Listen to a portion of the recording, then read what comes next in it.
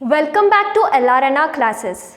Today we are going to learn a new poem of class 3 from unit number 6 of CBSE course, and the name of the poem is Trains, which is written by James S.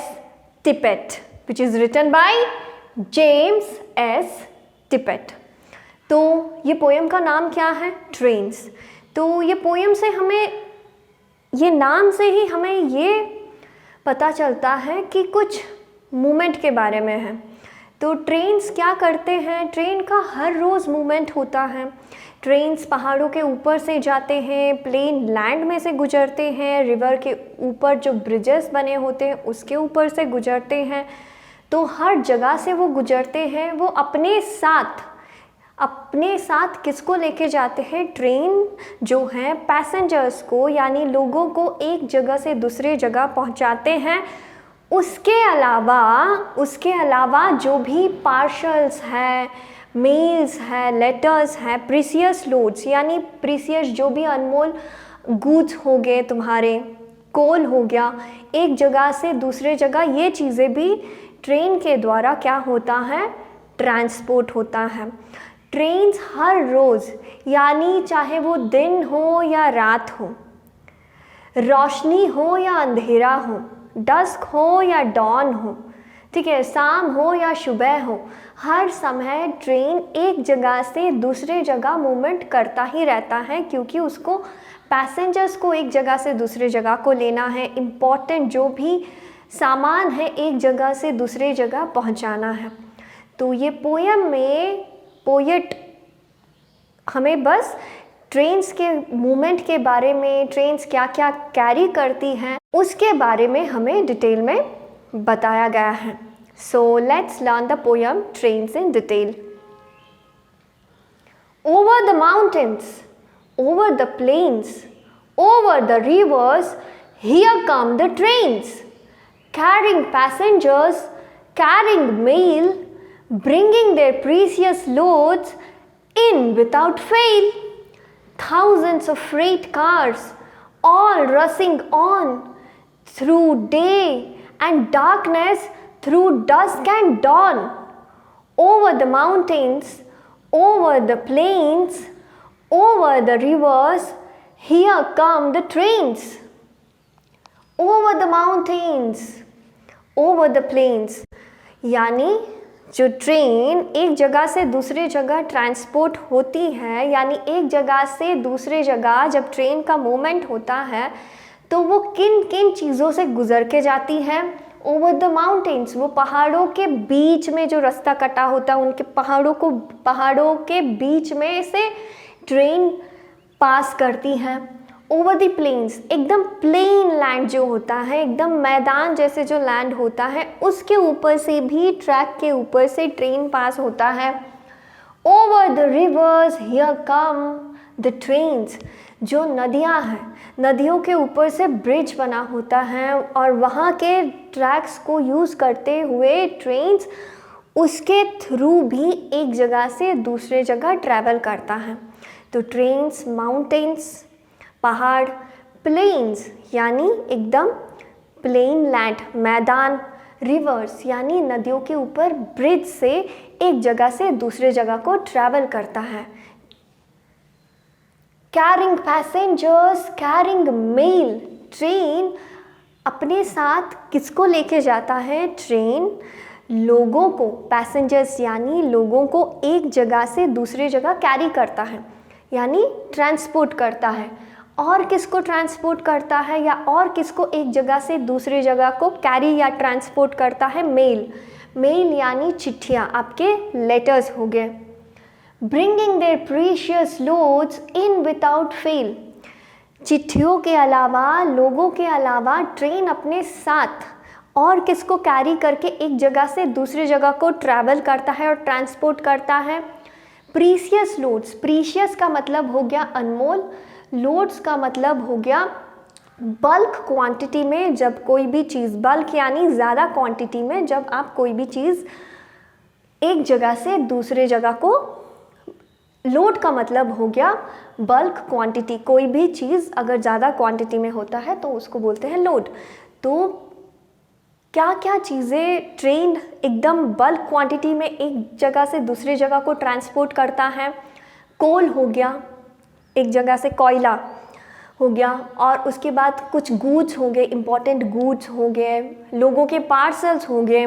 तो train in passengers के अलावा, mails के अलावा, ये सारे जो अनमोल चीज़ें हैं, लोगों के पार्सल्स, गूड्स, कोल, एक जगह से दूसरे जगह एकदम ह्यूज क्वांटिटी में, एकदम लोड में एक जगह से दूसरे जगह को ट्रांसपोर्ट करता है या पहुंचाता है इन विदाउट फेल, और एकदम टाइम में पहुंचा देता है विदाउट फेल। वो कभी भी फेल नहीं होता लोगों को, मेल्स को, इम्पॉर्टेंट चीज़ों को एक जगह से दूसरे जगह ट्रांसपोर्ट करने के लिए।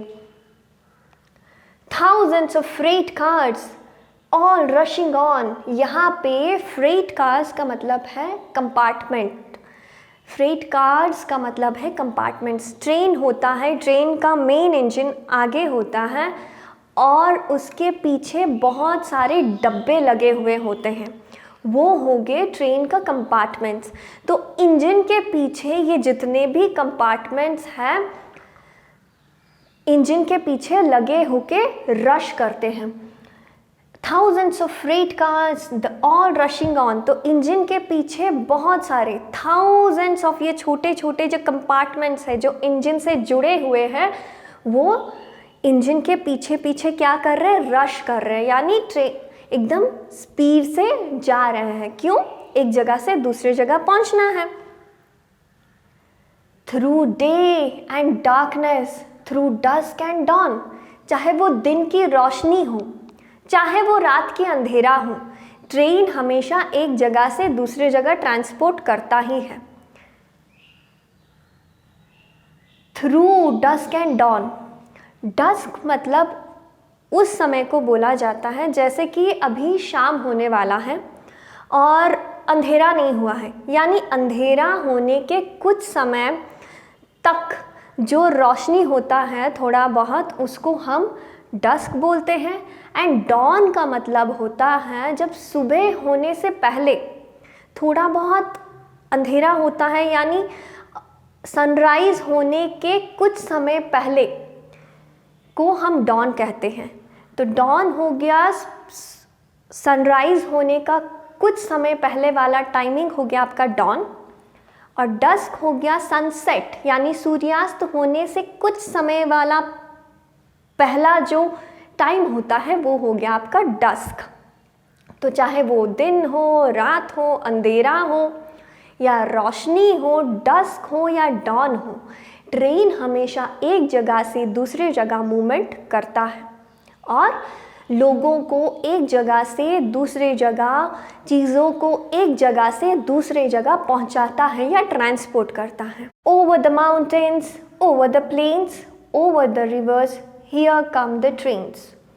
तो फिर से ट्रेन कहाँ कहाँ मूवमेंट करता है? ट्रेन पहाड़ों के ऊपर से, एकदम प्लेन लैंड से, एकदम मैदान के ऊपर से, और नदियों के ऊपर जो ब्रिज बने हैं उसके ऊपर से ट्रेन क्या कर रहा है? आ रहा है और जा रहा है, ट्रैवल कर रहा है। So this is all about the poem train. Learn this poem, and now let us learn some of the new words which we came across while learning this poem. So let us learn the meanings of the new words which we came across in this poem. Mountains, a natural raised part on earth's surface. पहाड़, mountain का मतलब पहाड़ होता है जो कि natural होता है, man made नहीं। एक raised part होता है धरती के ऊपर और वो नेचुरली रेज हुआ होता है। एक उठान, एक चट्टान जो उठा हुआ होता है अर्थ के ऊपर। पैसेंजर्स, यात्रियों, people who travel in A automobile, बस, ट्रेन, एयरप्लेन और अदर कन्वेयंस। तो पैसेंजर मतलब यात्री। यात्री विभिन्न सोर्सेस यूज़ करते एक जगह से दूसरी जगह को पहुंचने के लिए, ट्रांसपोर्टेशन के लिए। तो ऑटोमोबाइल्स यूज़ करते हैं, बस यूज़ करते हैं, ट्रेन यूज़ करते हैं, एयरप्लेन यूज़ करते हैं। और अदर कन्वेयंस का मतलब यहाँ पे होता है अदर मोड्स ऑफ ट्रांसपोर्टेशन। इसके अलावा भी अगर सी रूट हम यूज़ करते हैं एक जगह से दूसरे जगह ट्रांसपोर्ट होने के लिए, तो हम शिप यूज़ करते हैं। अगर हम किसी डेजर्ट में जाते हैं तो वहाँ पे हम कैमल यूज़ करेंगे एक जगह से दूसरे जगह को ट्रांसपोर्ट होने के लिए। तो पैसेंजर का मतलब हो गया यात्री। रिवर, नदी, a large natural stream of fresh water flowing along a definite course usually into a sea। तो रिवर क्या होता है? एक बहुत ही लंबा नेचुरल वाटर का स्ट्रीम होता है जो फ्लो करता है, और फ्लो करते करते लास्ट में रिवर का पानी कहाँ पे जाके मिलता है? एक सी में जाके मिल जाता है। तो I repeat, river, a large natural stream of fresh water flowing along a definite course usually into the sea। Precious, अनमोल, बहुमूल्य, ऑफ ग्रेट वैल्यू और हाई प्राइस। प्रेशियस का मतलब होता है बहुत ज़्यादा अनमोल या बहुत ज़्यादा बहुमूल्य चीज़। ऑफ ग्रेट वैल्यू, जिसका बहुत ही ज़्यादा अधिक मूल्य हो, ठीक है, या जिसका बहुत ही ज़्यादा प्राइस हो। मेल, डाक, letters and parcel send by post. Mail यानी डाक, चिट्ठियाँ। तो लेटर्स या कोई भी पार्सल्स हम जो फ्रॉम एड्रेस टू एड्रेस लिखते हैं, तो ये चीज़ें जो हम पोस्टल सर्विसेज यूज़ करके भेजते हैं, डाक। तो मेल हो गया लेटर्स और parcel send by post. Plains, a large area of flat land with few trees. Plains का मतलब मैदान, ठीक है, एक बड़ा सा एरिया जहाँ पे एकदम क्या होता है? फ्लैट लैंड होता है, और वहाँ पे ट्रीज़ की संख्या, पेड़ों का संख्या की, और वहाँ पे पेड़ों का संख्या भी बहुत ज़्यादा कम होता है। I repeat, plains, a large area of flat land with few trees यानी मैदान। Dusk, the time just before night when daylight has almost gone but is not completely dark। तो डस्क का मतलब रात होने से पहले का कुछ समय, यानी डे लाइट पूरा नहीं गया है। When day light has almost gone, मतलब ऑलमोस्ट अंधेरा होने के लिए है, लेकिन अभी तक पूरा अंधेरा नहीं हुआ है, ठीक है। तो ये हो गया हमारा डस्क। डस्क यानी हो गया हमारा गोधूली बेला या सांझ, ठीक है। मतलब अंधेरा होने, पूरा डार्कनेस होने से कुछ समय पहले। I repeat, the time just before night when daylight has almost gone but it is not completely dark। Dawn, भोर, the first appearance of daylight in the morning। तो dawn वो समय होता है, मतलब सनराइज होने के कुछ समय पहले ना ही पूरा अंधेरा होता है ना ही पूरा रोशनी होता है, तो उस टाइम को हम कंसिडर करेंगे dawn, यानी सुबह होने के कुछ समय पहले। आई रिपीट, dawn, भोर, the first appearance of day light in the morning, या सुबह से पहले वाली समय, यानी सनराइज से पहले वाली समय। So that's all about the poem trains. Learn the poem, enjoy the poem, learn the meanings of the words in the poem, and if you find this video useful, like it and share it with your friends.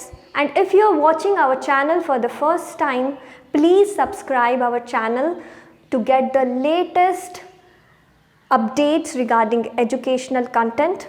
And if you have any queries related to this poem, please write down your queries in the comment section to be answered. Until then, take care and have a good day, and thank you.